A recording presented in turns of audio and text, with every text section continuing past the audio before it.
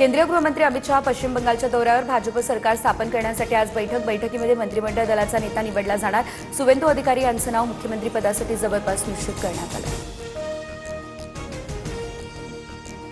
तमिळनाडूमध्ये सरकार स्थापनेवरून तिढा कायम। राज्यपालांनी विजय थलपतींना 118 आमदारांचा पाठिंबा दाखवण्यास आता सांगितलं।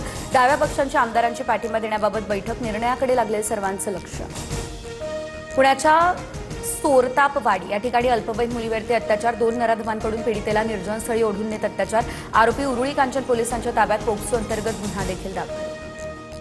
पुण्याच्या नसरापूर अत्याचार प्रकरणी शवविच्छेदन अहवाल समोर, मुलीच्या शरीरावर टणक हत्यारानं वार, शवविच्छेदन अहवालामध्ये मुलीच्या शरीरावर जखमा आढळल्या।